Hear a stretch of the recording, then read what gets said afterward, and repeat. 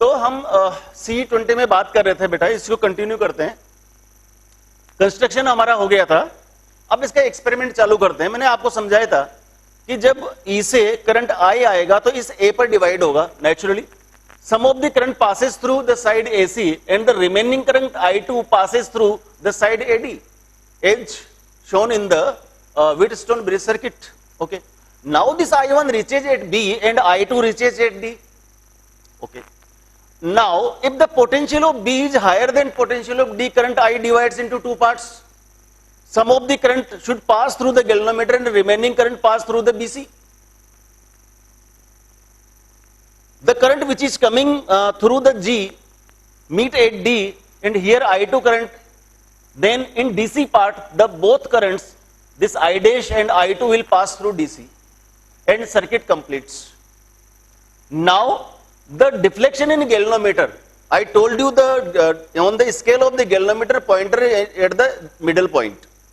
Current passes through the galvanometer, naturally it will deflect towards right side or left side, wherever it may be. Correct? चलो उसके बाद में क्या करेंगे बेटा, अगर मान लीजिए D का पोटेंशियल ज्यादा है, D का पोटेंशियल ज्यादा है तो I2 will divide into two parts. Some of the current from I2 will pass through DB, and the remaining current I2 minus I dash will pass through DC.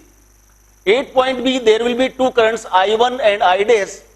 So I1 plus I dash will pass through C and we get the circuit completed. But this time the deflection in galvanometer will be left side. In the previous the deflection was right side, now the deflection will be left side because the direction of current changes, and galvanometer is a device which detects the current and shows the deflection. Correct? Now, so in the meter bridge the same situations is here. जैसे जैसे मैं इसको pointer को आगे बढ़ाता जाऊंगा A और B के बीच का पोटेंशियल डिफरेंस बढ़ता जाएगा। तो अगर B का पोटेंशियल मैंने मतलब B यहां पर अज्यूम कर लिया तो करंट का जो फ्लो होगा वो गैल्वेनोमीटर में एक तरफ होगा।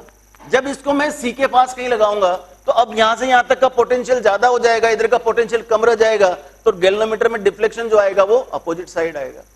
अब अगर मैं इसको ऐसी जगह चूज करूं, मान लीजिए मैंने यहां पर ये पॉइंट चूज कर लिया जो B पॉइंट है कि यहां पर गैल्वेनोमीटर में डिफ्लेक्शन जीरो है।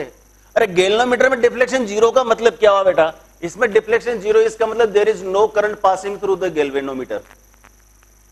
When there is no current passing through the galvanometer it means the potential of B equal to potential of D। जब दोनों का पोटेंशियल सेम होगा पोटेंशियल डिफरेंस जीरो होगा, और जब किसी दो पॉइंट के बीच में पोटेंशियल डिफरेंस जीरो होता है तो there is no current. When there is no current there is no deflection in the galvanometer. Correct? चलो ठीक है, तो ये B पॉइंट की हमें पोजीशन मिल गई कि A से B का जो रेसिस्टेंस है, अब इसको हम क्या बोलेंगे Q, और B से लेकर C तक का रेसिस्टेंस है, इसको क्या बोलेंगे हम Q। यहां से हमारे पास क्या आ जाएगा R, ये हो गया S। इस तरह से हम अननोन वैल्यूज फाइंड कर सकते हैं। इसका मतलब रेसिस्टेंस P की वैल्यू क्या होगी, देखो कि P इज इक्वल टू, कोई भी ले लेता हूं, यहां पर एक नाम दे देते हैं कुछ भी, मान लो K और साथ में L, क्योंकि पूरी जो लेंथ है यहां से यहां तक वो हमारे पास 100 सेंटीमीटर है। तो अगर B तक की जो लेंथ है अगर वो L है तो B से लेकर के जो C तक की लेंथ हो जाएगी वो 100 माइनस L हो जाएगी। इसका मतलब इस L लेंथ का जो रेसिस्टेंस है वो क्या हो जाएगा KL। K क्या है यहां पर, resistance per unit length, resistance per unit length. समझ आएगी बात? रेसिस्टेंस पर यूनिट लेंथ यानी कि एक यूनिट लेंथ का रेसिस्टेंस K है तो L लेंथ का रेसिस्टेंस क्या हो जाएगा बेटा KL, और इसको बोलेंगे हम P। इसी तरह से Q क्या हो जाएगा K टाइम्स, क्योंकि यहां से यहां तक की लेंथ कितनी है हमारे पास 100 माइनस L है, तो Q की वैल्यू आ गई K times 100 minus L। R तो हमारे पास ऑलरेडी है ही सही, R तो नॉन था, हमने यहां से रेजिस्टेंस बॉक्स से निकाला था, तो वो तो वैल्यू हमें जानते ही थे। अब P की वैल्यू आ गई, Q की वैल्यू आ गई, R की वैल्यू आ गई, तो अननोन रेजिस्टेंस तो हम इजीली फाइंड कर सकते हैं। देखो तो अननोन रेजिस्टेंस क्या होगा,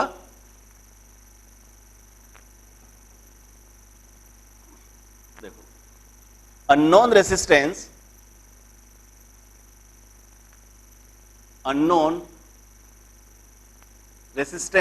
S is equal to Q upon P into R. R यहां पर नॉन रेसिस्टेंस है. What is Q? Q क्या बोला अभी मैंने?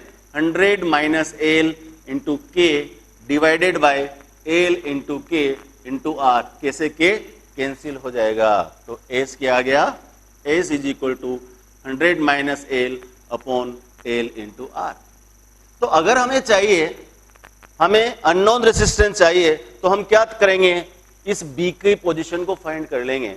बी की पोजीशन को फाइंड करने के बाद में the length between A and B, the resistance of this length will be P, the resistance of length B C will be Q. It can be measured easily on the scale, R already known. We can find the value of unknown resistance on the metre bridge. Correct. एक तो ये हो गया कि metre bridge क्या करता है? Unknown resistance find कर लेता है. दूसरा देखो एप्लीकेशन क्या होगा इसका.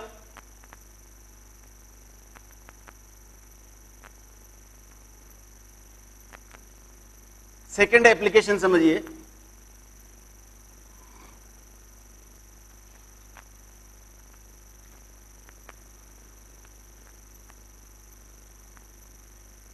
Second application of metre bridge. Metre bridge की सेकेंड एप्लीकेशन क्या होगी बेटा? To find the value of specific resistance of given wire. To find the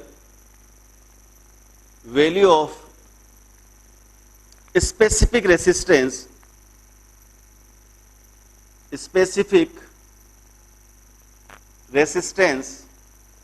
और दूसरा नाम क्या होता है इसका?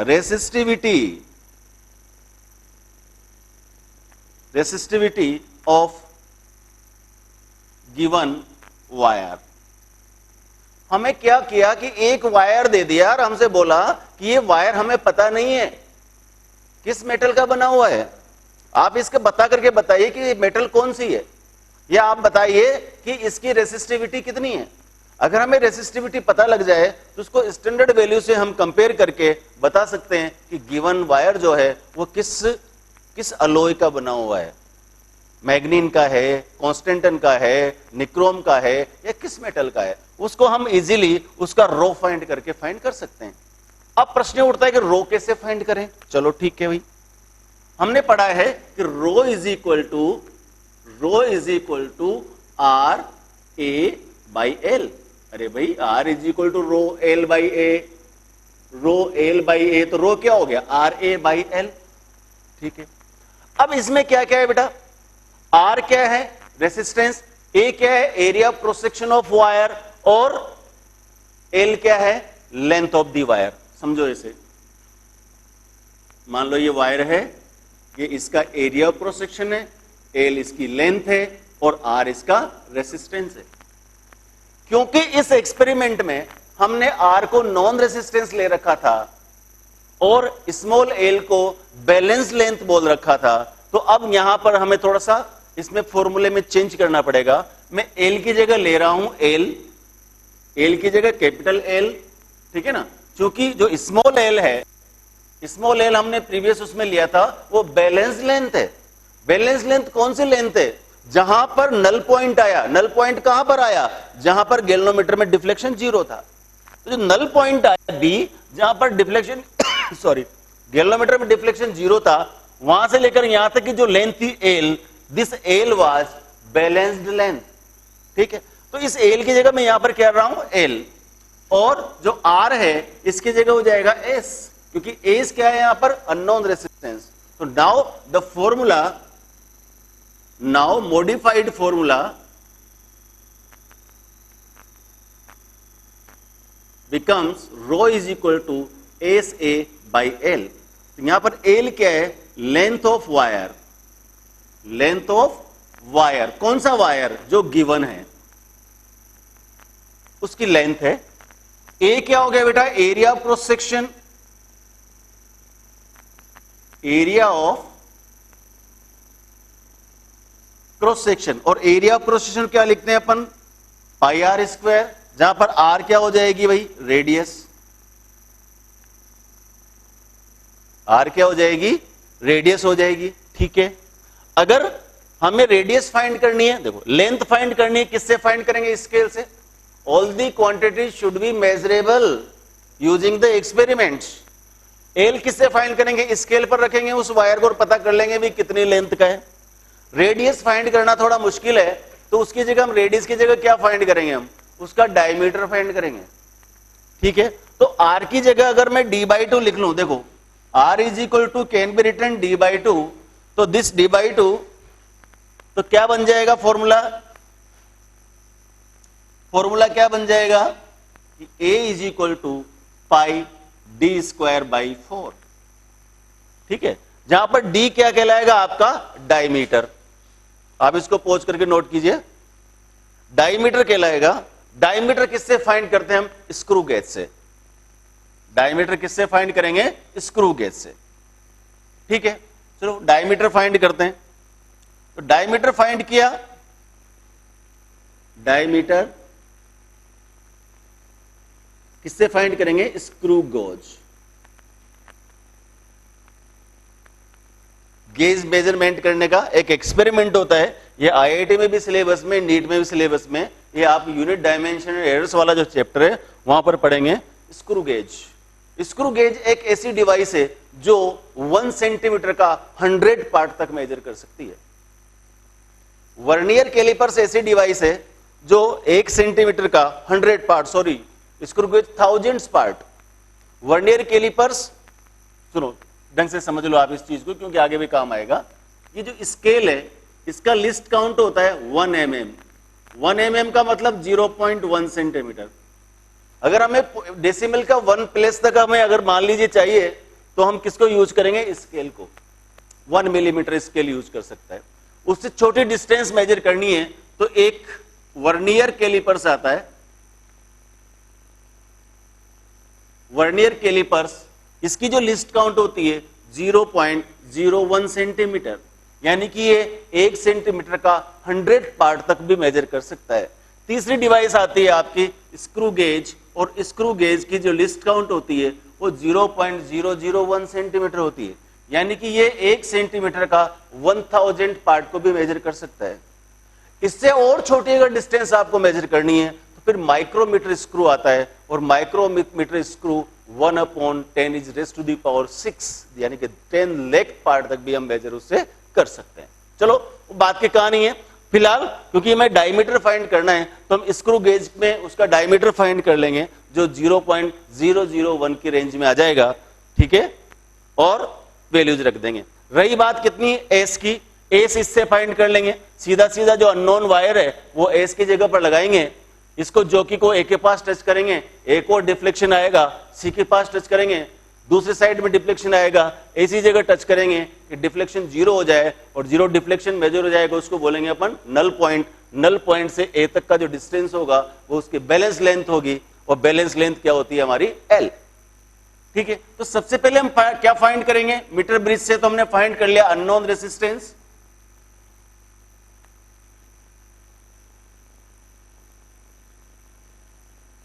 ठीक है ना, तो स्टेप 1 क्या हो गया, step 1 find unknown value of resistance using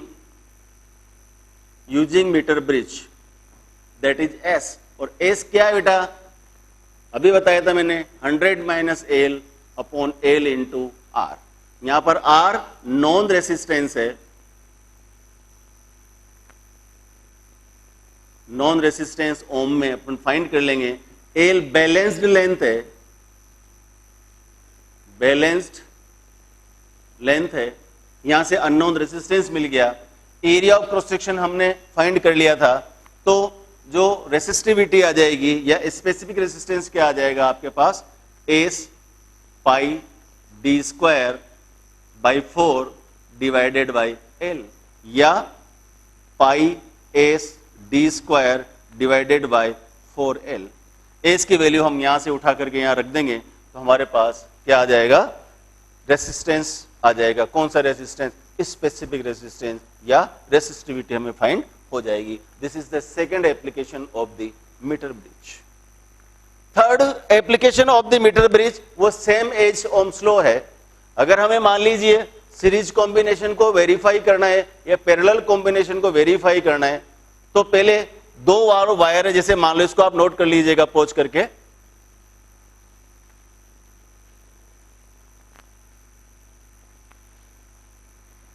दो एप्लीकेशन हो गई हमारे पास मीटर ब्रिज की। पहली एप्लीकेशन अननोन रेसिस्टेंस फाइंड करना।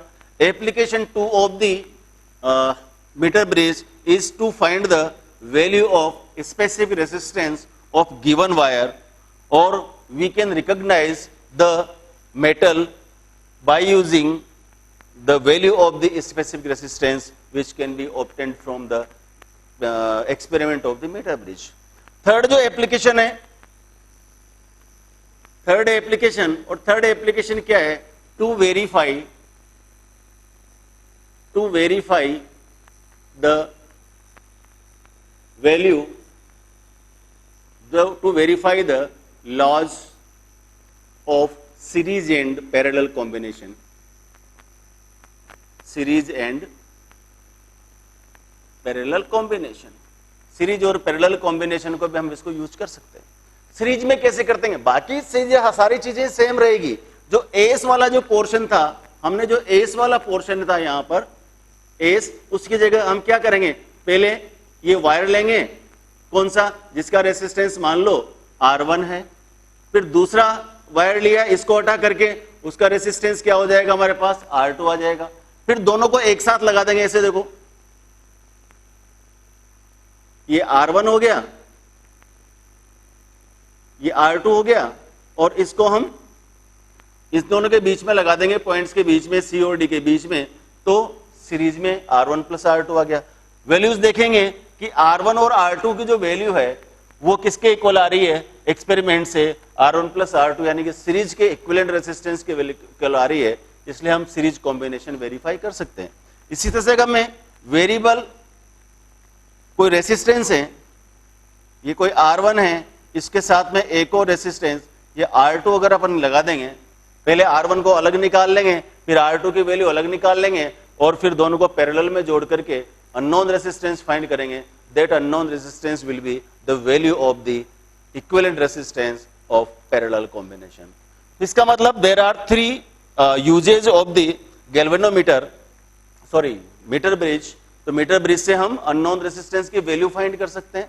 मीटर ब्रिज से हम क्या कर सकते हैं? स्पेसिफिक रेसिस्टेंस या रेसिस्टिविटी फाइंड कर सकते हैं, और मीटर ब्रिज से हम सीरीज और पैरेलल कॉम्बिनेशन को भी वेरीफाई कर सकते हैं। तो these are the applications of the metre bridge. कुछ क्वेश्चंस करते हैं मीटर ब्रिज पर बेस्ड। देखो, मीटर ब्रिज पर बेस्ड क्वेश्चन करने के लिए हम क्या करेंगे? In the experiment of metre bridge,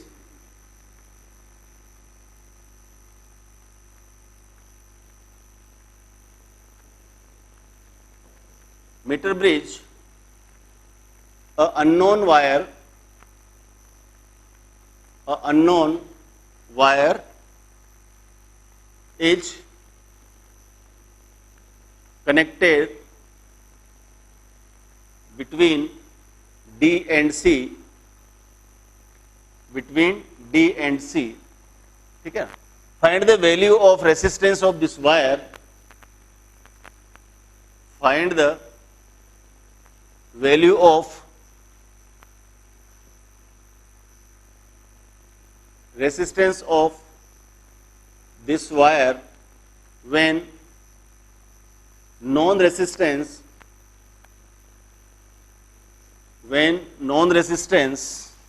is introduced from resistance box is 5 ohm, and the null point is obtained, and the null point is obtained at 30 centimeter from high potential point, high potential point. High potential point कौन सा है? जो positive terminal से जोड़ रखा है। Positive terminal से कौन सा पॉइंट जोड़ रखा है अपने बैटरी के? ए पॉइंट जोड़ रखा है। इसका मतलब ए कौन सा पॉइंट हो गया? हाई पोटेंशियल पॉइंट हो गया। ठीक है भाई। अगर हम इसको थोड़ा सा फॉर्मुलेट करें, देखो इसका मतलब हमें क्या गिवन है बेटा? एल दे रखी, बैलेंस लेंथ 30 सेंटीमीटर, कोई दिमाग लगाने की जरूरत नहीं है। आर इज इक्वल टू कितना है भाई? 5 ohm. Unknown resistance S is equal to क्या होता है? 100 minus L upon L into R. ठीक है, 100 माइनस एल यानी कि 100 minus 30 divided by 30 into known resistance 5। You can solve it easily. 70 by 30 into 5, 0 से 0 कैंसिल हो जाएगा। 35 बाई 3, 3 1 जा 3, 3 1 जा 3, 2 3 6 जा 18, 11.6 ओम वैल्यू होगी the value of unknown resistance. ठीक है, कर सकते हो। होगा क्या इसमें? थोड़ा सा वेरिएशन क्या करते हैं वो, ऐसा भी बोल देते हैं। जरूरी नहीं है कि मैंने जो नॉन रेसिस्टेंस लिया वो इस तरफ एक ही तरफ ही जोड़ा जाए, इसको उल्टा भी कर सकता है। तो इसमें आपको घबराने की जरूरत नहीं है। कभी कभी क्या होता है, अननोन रेसिस्टेंस को वो ए और डी के बीच में कनेक्ट कर देता है। आपको हमेशा जो वैल्यू फाइंड करनी है एल की, वो ये देखना है कि क्वेश्चन में कहां पर दिया हुआ है। अगर वो कहते हैं कि जो अननोन रेसिस्टेंस की जिधर जोड़ा है उधर से बैलेंस लेन इतनी है, या जिधर अननोन रेजिस्टेंस नहीं जोड़ा है उधर से बैलेंस लेन कितनी है, ये छोटा सा चक्कर सवाल में दिया जाता है। बाकी ये फॉर्मूला बेस्ड क्वेश्चन होता है, इसमें कोई घबराने की जरूरत नहीं है। समझ आ गई बात? एक दूसरा एक और सवाल करके देखते हैं।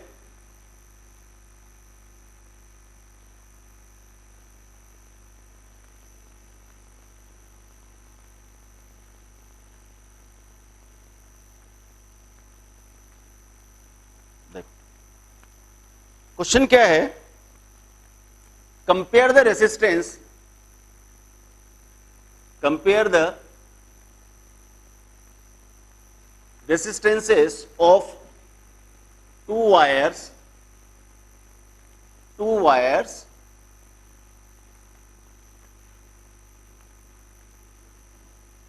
when one resistance is obtained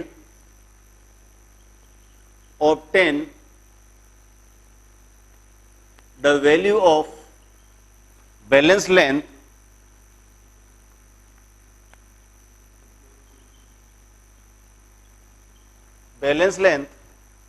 is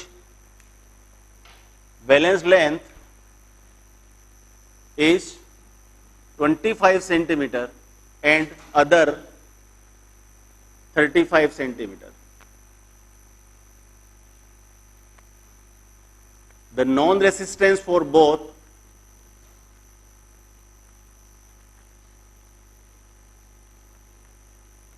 is 3 ohm. दोनों केसेज में नॉन रेसिस्टेंस सेम है, तो हम क्या करेंगे? पहले S1 निकाल लेंगे। S1 क्या होगा? 100 minus L1 upon L1 into R.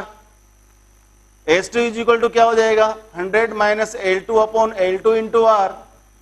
R दोनों केसेज में सेम है, दोनों केसेज में आर सेम है। कंपैरिजन करना है तो क्या हो जाएगा बेटा कि S1 by S2 is equal to 100 minus L1 upon L1 into L2 upon 100 minus L2। L1 L2 की वैल्यू हमारे पास है, R की तो जरूरत ही नहीं है, तो इसका मतलब क्या आ जाएगा? 100 minus what is L1? 25 divided by 25 into 35 divided by 100 minus 35। इस तरह से अपन S1 S2 को कंपेयर कर सकते हैं। देखो ये 5 5 जा 25, 5 7 जा 25, ऊपर आ गया 75 बाई 5 इंटू 7 बाई 65। जितना कट सकता है काट लो, ये 5 से कैंसिल हो जाएगा 15 टाइम्स, तो 15 से और भी कैंसिल हो जाएगा। 5 3 जा 15, 5 13 जा, तो ये आ गया हमारे पास 3 7 जा 21 डिवाइडेड बाय 13। ये रेशियो आ जाएगा 21:13। करेक्ट है? आप इसको पॉज करके नोट कर लीजिए।